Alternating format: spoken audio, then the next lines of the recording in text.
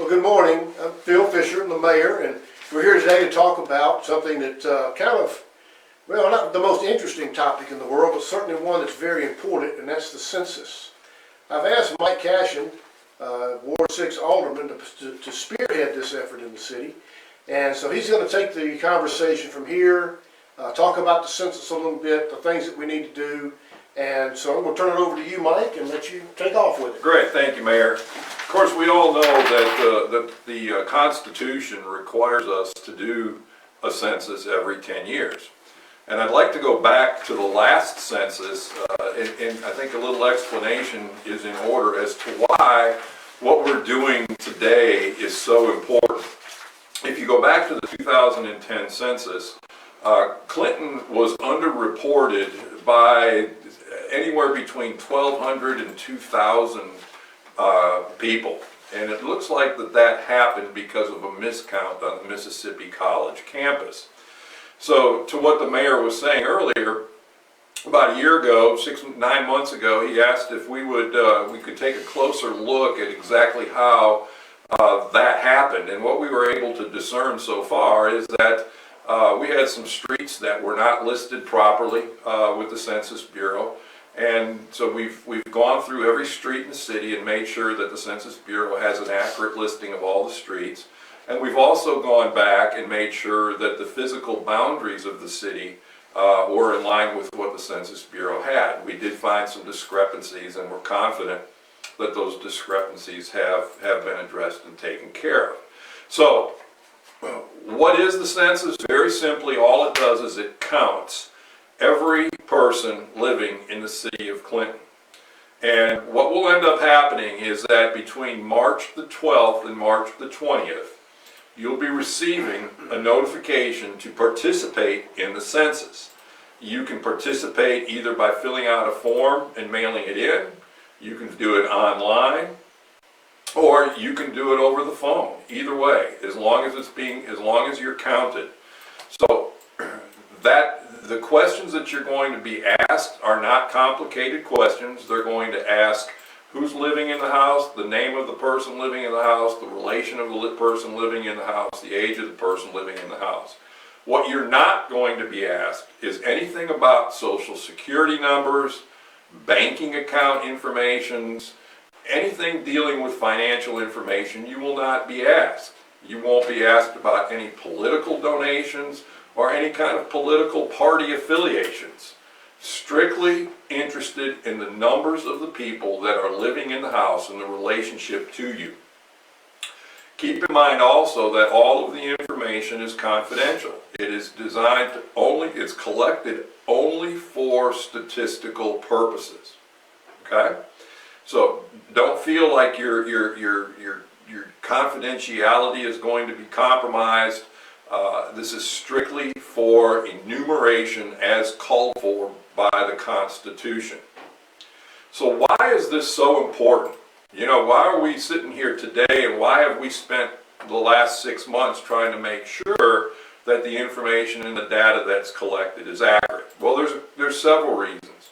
Number one is that every year Congress is going to spend $600 to $700 billion that will go to municipalities in some way, shape, or form for infrastructure, for schools, for health care, and we need to make sure that our numbers are accurate so that when that money comes available, we get our fair share cut of that. We don't want to be shortchanged because our population numbers aren't where they actually are. The second reason is that every 10 years we're also required by law to redistrict, both at the local level and at the state level.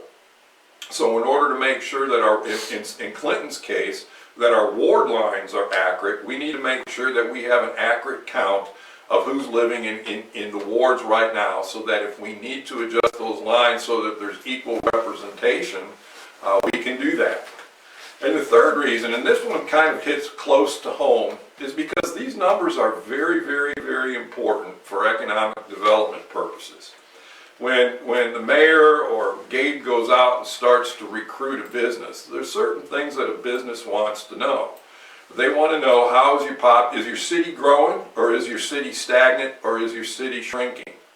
So the bigger our growth number is, the more attractive that figure becomes to prospective businesses. They want to go and locate and invest in communities where the population is growing. And it also helps the specifics of it to know what part of a city is growing for location purposes as well. So it's very, very, very important on a lot of different fronts that those counts be done on a timely basis and an accurate basis. Now, I would like to share with you a few tips, some things that, so I want to say problem areas, but certainly some areas that you might have questions about. One of the questions that comes up is about children that might be have split custody. They live part of the year with one parent and part of the year with another parent. The rule on this is that you count every child from newborn up, and if they're split custody, you count them as where they will be on April the 1st. So if they're in dad's home on April the 1st, that's where they'd be counted. If they're in mom's home on April the 1st, that's where they'd be counted. If you've recently moved, the same criteria holds true. You count where you are as of April the 1st. Renters, that applies to you as well. We have a lot of rental properties in Clinton. Make sure that yourself, and if you have roommates, that they're counted as well. Renters really matter in this as well. What about college students? Okay, college students, if you're living in a dorm on campus, it is very likely that a census representative will work with a representative of that dorm to make sure you're counted. You may or may not actually have to fill out a form depending on how the census worker works with that dorm representative. If you are not living in a dorm, then you need to be counted on your off-campus location. Even if you go back and forth on weekends back to your parents' house or on breaks you go back, you need to be counted as to where you are on April the 1st. That same thing holds true if you're in the military. If you're living in a barracks, there will probably be a representative that will come and deal with the representative from the barracks, and you'll be counted there. But again, if you're living off base, it's where you will be living as of April the 1st. Okay? Very important, and that holds true on also group homes, senior citizen homes, rehab centers. All of those residents need to be counted. So make sure that wherever that person might be as of April the 1st is where they're counted, so we get a really, really accurate number. Timeline.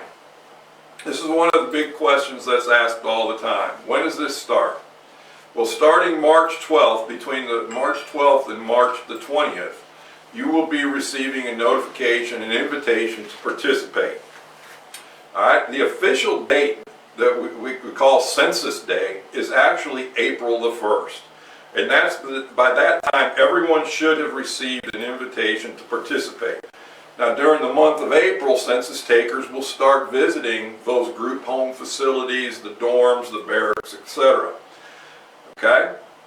Starting in May, if you have not responded online, or if you haven't responded at all, it's quite possible that you might get somebody knocking on your door from the Census Bureau asking you to fill out the information. They'll do that between May and July.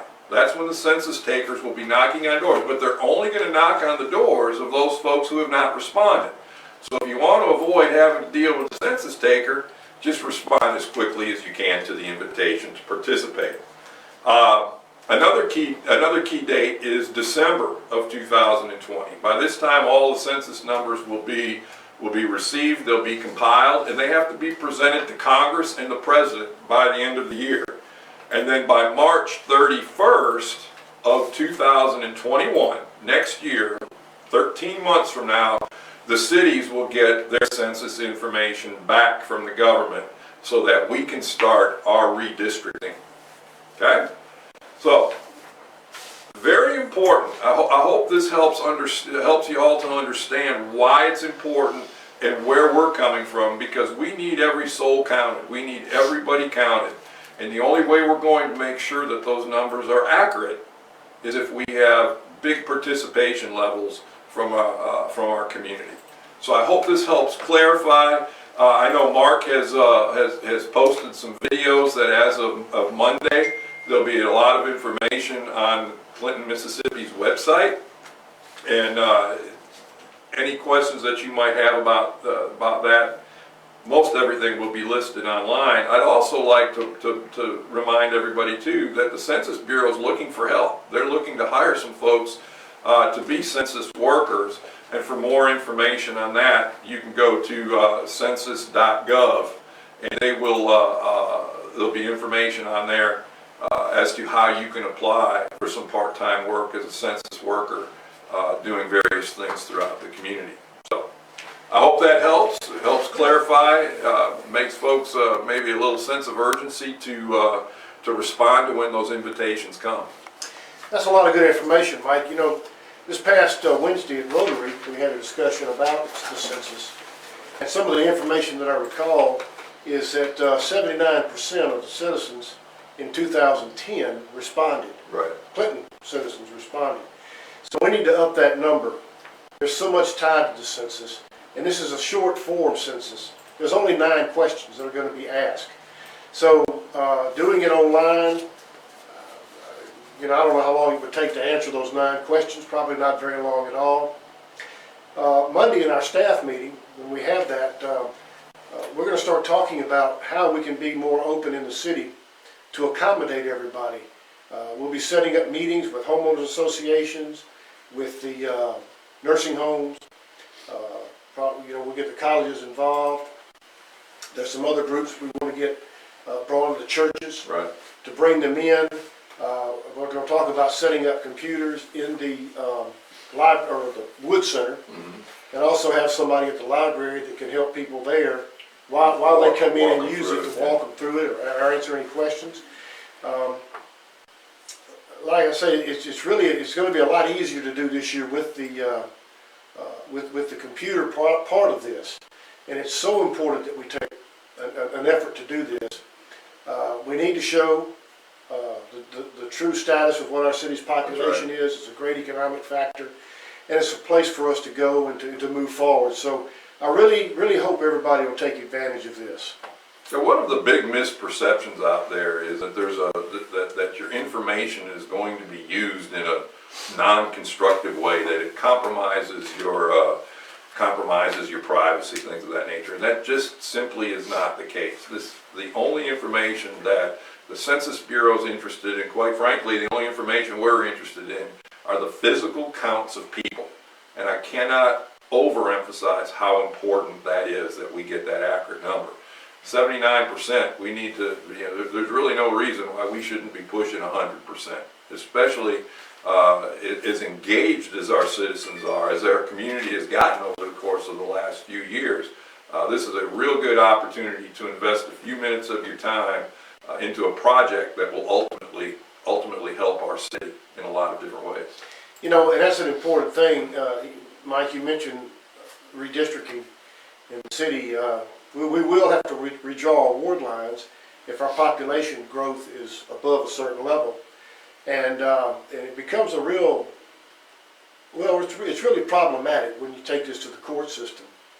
As you may or may not know, when I was a supervisor, we carried the Hinds County redistricting to the courts. The judge there, Judge Reeves, when we presented it in 2012, didn't bother to get around to making a ruling until 2020. So he just sort of let the whole 10 years pass. And so we really don't need to be in a situation where we're depending on court rulings to get us through.